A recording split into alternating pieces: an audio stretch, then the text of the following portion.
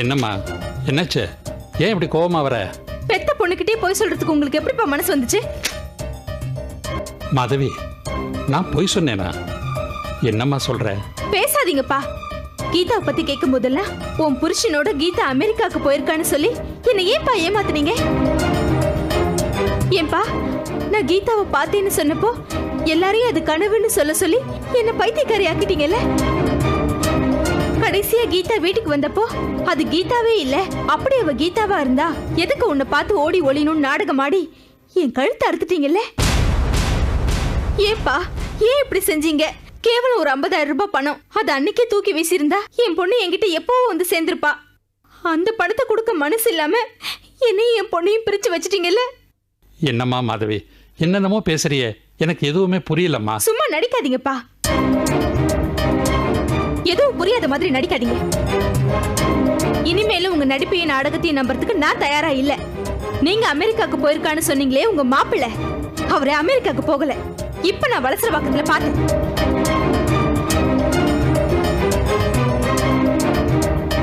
என்னப்பா இவளுக்கு எல்லா உண்மையும் தெரிஞ்சு போச்சேன்னு தவிக்கிறீங்களா? இல்லம்மா, அவனால உனக்கு எந்த ஆபத்தும் வந்துடக்கூடாதுன்னு நான் பயந்துகிட்டு இருக்கேன். ஏம்மா, நீ அவனை பாத்தியா? அவன்கிட்ட ஏதாவது பேசினியா? என்ன நடந்ததுமா? அவன் ஏதாவது உங்ககிட்ட சொன்னானா? சொன்னான்பா. 1,00,000 ரூபாய் பணம் கொடு, உன் பொண்ணை உனக்கு திருப்பி கொடுத்துறேன்னு சொன்னான்பா. அவன் பாசத்துக்காக இல்லப்பா, பணத்துக்காகத்தான் கீதாவை கொண்டு போய் வச்சிருக்கான். நீங்களும் அந்த 50,000 ரூபாவை கொடுக்க மனசு இல்லாம தானே கீதாவை அவன்கிட்ட விட்டு வச்சிருக்கீங்க. அதனாலதான் எனக்கு உங்க மேல ஐயோ மாதவி, என்ன புரிஞ்சுக்காம பேசிக்கிட்டு இருக்கியே. 1,00,000 ரூபாய் என்னம்மா? கீதாவுக்காக இந்த சொத்தையை கேட்டா கூட கொடுக்க தயாரா இருக்கேன். ஏம்மா, உன்னை விட எனக்கு இந்த சொத்தா ரொம்ப முக்கியம். அம்மா, அவன் அமெரிக்கா போயிருந்தது உண்மை. ஒருவேளை இப்ப வந்திருப்பானோ என்னவோ. திரும்ப திரும்ப போய் சொல்லாதீங்கப்பா. அவன் அமெரிக்கால இருந்திருந்தா இந்த 1,00,000 ரூபாய் அவனுக்கு ஒரு பெரிய பணமாவே இருக்காது. அவன் கேட்ட 1,00,000 ரூபாய் பணத்தை அவன் மூஞ்சில வீசி எறிஞ்சிட்டு என் பொண்ணு கீதாவை நான் கூட்டிட்டு வந்துடுறேன்ப்பா. ஆனா நீங்க மட்டும் கொஞ்சம் பெரிய மனசு பண்ணி உங்க மகளுக்காக அந்த பணத்தை எனக்கு கொடுங்கப்பா. மாதவி, ஏம்மா இப்படி எல்லாம் பேசுற? இந்த சொத்தே உன்னோடதும்மா. 1,00,000 ரூபாய் தானேம்மா கேட்டான் அவன். நாளைக்கு நம்ம 2 பேரும் பணத்தோட போய் அவன் மூஞ்சில விட்டறிஞ்சிட்டு குழந்தைய கூட்டிட்டு வந்துருவான். அவ்வளவுதானே? வேண்டாம்ப்பா, வேண்டாம். நீங்க வர வேண்டாம், நான் மட்டும் போறேன். நான் போய் என் கீதாவை கூட்டிட்டு வந்துடுறேன். என் கீதா என் கூட இந்த வீட்டுக்குள்ள வர்ற வரைக்கும் நான் யாரையும் நம்ப தயாரா இல்ல. நீங்க இந்த 1,00,000 ரூபாயை மட்டும் கொடுங்க, அது மட்டும் போதும். மாதவி, மாதவி,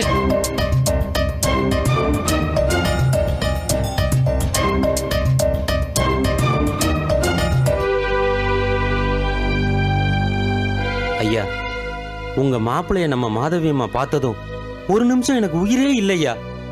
எங்க நம்ம கீதா இறந்ததை சொல்லிடுவாரோன்னு பயந்துட்டேன் ஐயா. ஜாடையிலேயே அதை சொல்லிடாதீங்கன்னு சைகை காட்டினேன். அதை புரிஞ்சுக்கிட்ட அவரு அதையே சாக்கா வச்சு நம்ம மாதவி அம்மாட்ட பணம் கறக்கிறதுக்காக பிளான் பண்ணி இப்படி பண்ணிட்டாரியா. புரியுது மாணிக்கம், எல்லாம் புரியுது. மாதவி குணமாற வரையிலும் கீதா இறந்த விஷயம் அவளுக்கு தெரிய வேண்டாம்னு அவன் அமெரிக்கா போயிருக்கிறத ஒரு பொய் சொல்லி வச்சேன். ஆனா இன்னைக்கு அந்த பொய்யே அவளுக்கு எவனா வரும் நான் எதிர்பார்க்கவே இல்லை மாணிக்கம். என்ன செய்யறது? இது வரைக்கும் போகுதோ போகட்டும். போ, நீ போப்பா.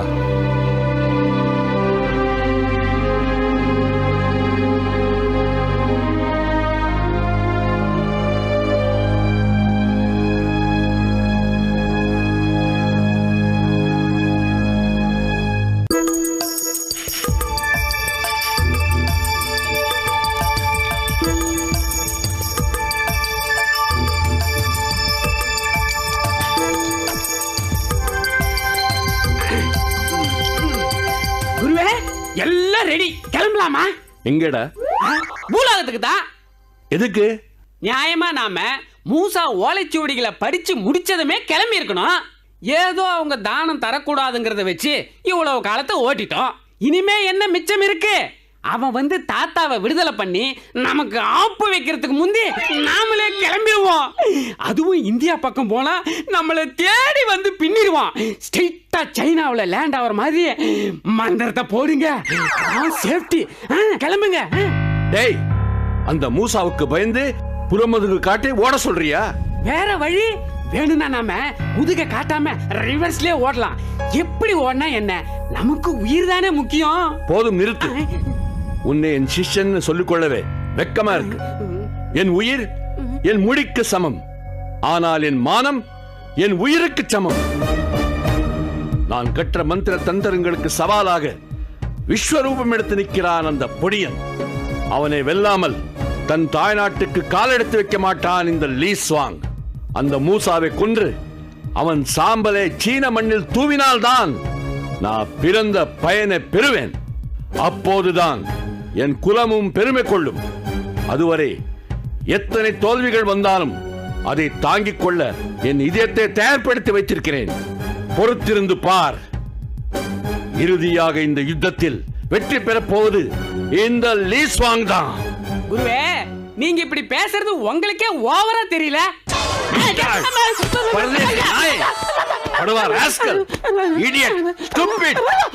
நான் என் நெஞ்சு குமரல வீரமா மாத்தி கொட்டுக்கிட்டு இருக்கேன். உனக்கு நக்கலா போச்சா? அந்த ஓலைச்சுவடி விஷயத்துல இப்படிதான் பேசினா தோத்துட்டா. அந்த சுமங்கலி கிட்ட ஆசீர்வாதம் வாங்க விஷயத்துல இப்படிதான் பேசினா தோத்துட்டா. கடைசியா இப்போ அலாவுதீனை விடுவிக்கிற விஷயத்திலும் இந்த லீ ஸ்வாங் தோக்க போறான். அதான் உன் நினைப்பு. உன் நினைப்பு இந்த முறை பலிக்காது. அவன் 1000 முறை ஜெயிச்சிருக்கலாம். ஆனா அந்த அற்புத விளக்கு இந்த லீ ஸ்வாங் கிட்ட இருக்கு. என்னை மீறி அந்த அற்புத விளக்கை நெருங்கவோ அலாவுதீனை விடுவிக்கவோ அந்த மூசாவாலே முடிவே முடியாது. அப்படி அவனை விடுவிக்கணும்னா இந்த லீ ஸ்வாங்குடைய பணம் பூதலோகத்தில் விழுந்த பிறகுதான் அவனால முடியும். ஐயோ குருவே, அதான் என் பயமே. அவன் உங்களை பணமாக்கிட்டு அலாவுதீனை விடுவிச்சிட்டு போயிட்டான்னா அது அவனால முடியாது. ஏன் முடியாது? அது முடியும்னா எப்பவோ அந்த மூசா பண்ணிருப்பான். இந்த லீ ஸ்வாங்குடைய உயிரை அவ்வளவு சுலபமா யாராலையும் எடுத்துட முடியாதுடா. உங்க உயிரை எடுக்க முடியாது, அதனால நீங்க தைரியமா இருக்கலாம். ஆனா என் உயிரை அப்படி இல்லையே. தடிக்க விழுந்தா கூட படாத இடத்துல பட்டுருச்சுன்னா பொட்டுன்னு போயிருமே. நான் என்ன பண்றது? பயப்படாதே. நான் இருக்கிற வரைக்கும் உன்னுடைய உயிருக்கு எந்த ஆபத்து வர நான் அனுமதிக்க மாட்டேன். பேசும்போது நல்லா தெளிவா பேசுறீங்க, செயல்னு வரும்போது கோட்டை விட்டுடுறீங்க. என் விஷயத்துல அப்படி நடந்துட்டா சாக வேண்டியதுதான். ஐயோ குருவே. டேய் மங்கி, நம்பிக்கை தான் வாழ்க்கை. நான் உன்னை நம்பணும், நீ என்ன நம்பணும். நாம மூசாவை ஜெயிப்போம். அது எங்கே, எப்படி, என்னன்னு கேள்விகள் கேட்க கூடாது. அதுக்கெல்லாம் விளக்கம் சொல்ல என்னால முடியாது. குருவே, கடைசியா ஒரே ஒரு கேள்வி கேட்கட்டுமா? என்ன? உங்க உயிரை மூசாவால எடுக்க முடியாதுன்னு சொல்றீங்களே, உங்க உயிரை 7 கடல் தாண்டி 7 மலை தாண்டி எங்கேயாவது ஒரு குகைக்குள்ள ஏதாவது ஒரு கிளிக்குள்ள ஒளிச்சு வச்சிருக்கீங்களா? அது பரம ரகசியம். நான் உண்மையுள்ள சிஷ்யன், என்கிட்ட கூட சொல்லக்கூடாதா? சொல்லக்கூடாது. ஏன்? எந்த குருவும் சில முக்கியமான வித்தைகளையும் சரி ரகசியங்களையும் சரி சிஷ்யனுக்கு சொல்லிக் கொடுக்க மாட்டாங்க. அது குருமார்களின் மரபு. இப்ப புரியுது குருவே. நீங்க அந்த மூசா கிட்ட அடிக்கடி தோக்கறதுக்கான காரணம் என்னடா காரணம்? உங்க குருமாரும் உங்கள மாதிரியே நினைச்சு உங்களுக்கு எதையும் முழுசா கத்து கொடுக்காம விட்டுட்டாரு. நீங்களும் அறகுறையா மந்திரங்களை கத்து வச்சுக்கிட்டு அந்த பொடியங்கிட்ட அடி வாங்குறீங்க. எல்லாத்துக்கும் இப்படி கத்தனா எப்படி? நான் வாயை திறந்து ஒரு கருத்தும் சொல்லக்கூடாதா? என் கோபத்தை கிளறக்கூடிய உன்னுடைய ஸ்டூபிட் கருத்துகள் எனக்கு தேவையில்லடா. சரி, நான் இனிமே எதுவும் சொல்லல. சிஷ்யனா நான் சொல்றதை கேட்டு அது செய்தாலே போதும். சரி, சொல்லுங்க, செய்யறேன். உடனடியா நான் மந்திர நீரை பார்க்கணும். அதுக்கு ஏற்பாடு செய். எதுக்காகன்னு நான் தெரிஞ்சுக்கலாமா? மூசா அடுத்த முயற்சி என்ன செய்ய போறான்னு நான் பார்த்தாகணும். ஆமா, அப்படியே பார்த்துட்டாலும்.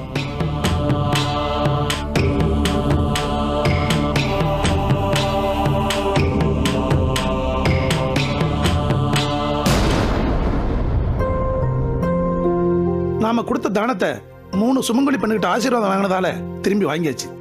இனிமே அப்பாவை மீட்க வேண்டியதான் பாக்கி. அதுவும் சீக்கிரம் முடிஞ்சிடும். எதுவுமே நடந்து முடியறதுக்கு முன்னாடி அது முடிஞ்சிட்டுதா கனவு காணக்கூடாது. அதிகமான எதிர்பார்ப்பு நமக்கு ஏமாற்றத்தை தரும். தகுதி இல்லாத எதிர்பார்ப்பு தான் ஏமாற்றத்தை தரும். நமக்கு தான் எல்லா தகுதியும் இருக்கே. இருக்கு, இல்லைன்னு சொல்லல. ஆனா அந்த லீயும் நம்ம கூட தானே இருக்கான். எப்பவும் அடிப்பட்ட பாம்பு கடிக்காம விடாது. அதனால நமக்கு ஆபத்து முழுசா விலகிற வரைக்கும் நாம கொஞ்சம் கவனமா தான் இருக்கணும். ஆமாப்பா, உங்க தாத்தாவை முதல்ல வெளியே கொண்டு வரணும். அப்பதான் நாம ஜெயிச்சுதா அர்த்தம். ஏன்பா இனிமேல் அந்த லீ நம்ம வழிக்கு வருவான்னு சொல்ற? கண்டிப்பா வருவான்.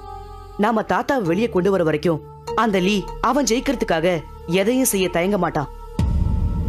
இப்ப என்ன செய்யணும் மூசா? இனிமேதான் நாம ரொம்ப கவனத்தோட அடுத்த அடியை எடுத்து வைக்கணும்.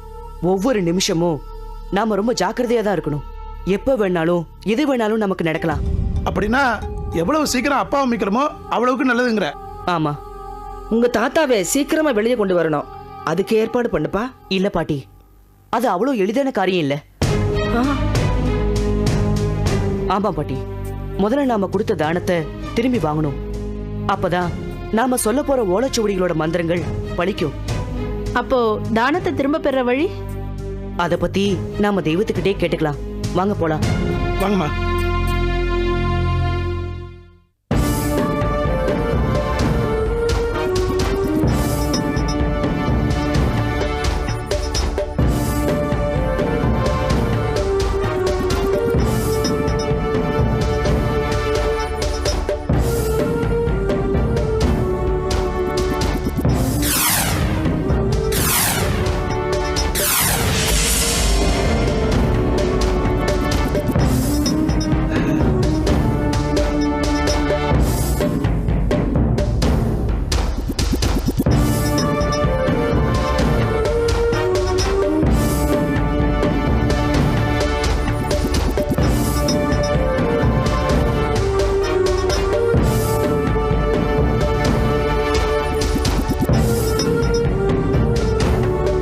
மூசா, என்னை அழைத்த காரணம் என்ன? தெய்வமே, நாங்கள் செய்த சிறு பிழையினால் நான் கற்று வந்த ஓலைச்சுவடியின் மந்திரங்கள் பலிக்காமல் போனது தாங்கள் அறிந்ததே. நாங்கள் செய்த தானத்தை திரும்பி பெற்றால்தான் மந்திரம் பலிக்கும் என்றும் திரும்பப் பெறுவதற்கு 3 சுமங்கலி பெண்களிடம் ஆசீர்வாதம் வாங்க வேண்டும் என்றும் தாங்கள் கூறினீர்கள். ஆமாம், கூறினேன். அதன்படி தற்போது நாங்கள் அந்த 3 சுமங்கலி பெண்களிடமும் ஆசீர்வாதம் வாங்கிவிட்டோம். தாங்கள்தான் தானத்தை திரும்ப பெற்றுத்தர வேண்டும். தானத்தை திரும்ப பெற வேண்டுமானால் அதையும் நீங்கள்தான் செய்ய வேண்டும். என்ன செய்யணும்னு சொல்லுங்க, செஞ்சிடுறோம். தானம் கொடுத்த கோயிலுக்கு சென்று தானம் கொடுத்த இடத்தில் நின்று உங்களுக்கு கொடுத்திருக்கும் ஆசீர்வாதங்களை நினைத்து பார்த்தால் அந்த ஆசீர்வாதங்கள் புண்ணிய ஒளிகளாக மாறும். அந்த புண்ணிய ஒளிகள் உங்களிடமிருந்து தானம் வாங்கி சென்றவரை உங்களிடம் கொண்டு வந்து சேர்த்து அவர் மூலமே தானத்தை மீண்டும் வாங்கி வரும். எனவே உடனடியாக கோயிலுக்கு சென்று ஆசீர்வாதங்களை நினைத்து பாருங்கள்.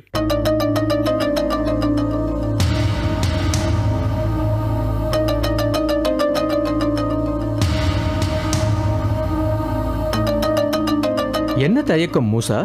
இல்லை, தானம் வாங்கியவன் லீ, அதான் யோசிக்கிறேன். யாராக இருந்தாலும் புண்ணிய ஒளிகள் கொண்டு வந்துவிடும்.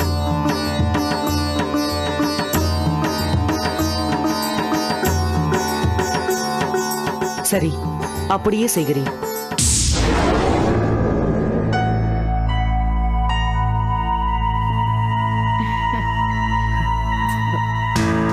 சரி, வாங்க போலாம். வாங்க.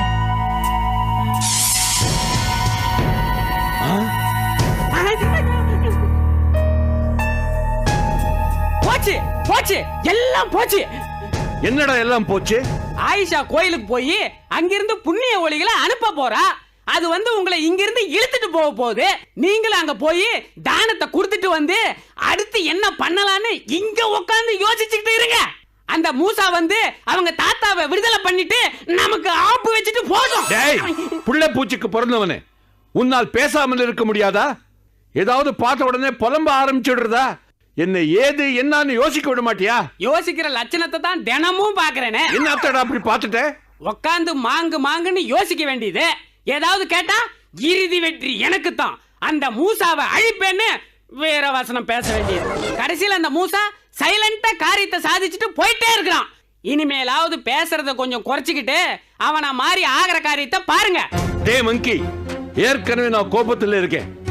மேலும் மேலும் அதை கிளற விட்டு என்னை ஹிம்சை பண்ணாத. ஒரு நேரத்து போல ஒரு நேரம் இருக்க மாட்டேன். குரவலை கடிச்சு துப்பிடுவேன். ஜாக்கிரதை. என்ன கடிச்சு துப்பி என்ன புண்ணியம்? முடிஞ்சா போய் அந்த மூசாவை கடிச்சு துப்புங்க. சும்மா கத்தாதீங்க குருவே, விஷயம் ரொம்ப சீரியஸா போச்சு. மூசா குடும்பம் அங்க சுத்தி இங்க சுத்தி கடைசியில உங்ககிட்ட தானம் வாங்கியே ஆகணுங்கிற நிலைமைக்கு வந்து நிக்கிறாங்க. நம்ம கையில இருக்கிற கடைசி துருப்பு சீட்டு இதுதான். இதுல கோட்டை விட்டீங்க, மூசா நமக்கு சங்கூதிட்டு போயிடுவான். குருவுக்கே புத்தி சொல்ற அளவுக்கு பெரிய ஆளாயிட்டே நீ. நல்லத யார் சொன்னா என்ன குருவே? இனிமேலும் மூசாவை ஜெயிச்சதுக்கு அப்புறம் தான் நான் பட்லிய பாப்பேன்னு பிடிவாதம் பிடிக்காதீங்க. நாம அதுகிட்ட போய் விஷயத்தை சொல்லி பாதுகாப்பு கேட்கலாம். அதனோட அருள் இருந்தா தான் நீங்க மூசாவை ஜெயிக்க முடியும். சொல்லிட்டேன். என்ன குருவே யோசிக்கிறீங்க? மூசாவை ஜெயிக்காமே பட்லி முகத்துல முழிக்கிறது நினைக்கிறப்பவே எனக்கு அவமானமா இருக்குடா. என்ன குருவே, இதெல்லாம் நமக்கு புதுசு மாதிரி பேசுறீங்களே. அட, எல்லாத்துக்கும் இப்படியே ரியாக்ஷன் கொடுத்துட்டு இருந்தா எப்படி? தாமதிக்கிற ஒவ்வொரு நிமிஷமும் நமக்கு தான் ஆபத்து. நாம் என்ன நம்ம உயிருக்கு பயந்து நம்ம எதிரிக்கிட்டயா கையேந்துறோம்? நம்ம கடவுள் கிட்ட தானே கையேந்துறோம். வாங்க குருவே போலாம். கவலைப்படாதடா மங்கி, இது என்னுடைய ரவுண்ட். என் கடவுள் பட்லியுடைய அருளாலே அந்த மூசாவை ஜெயிப்பேன். Wait and see.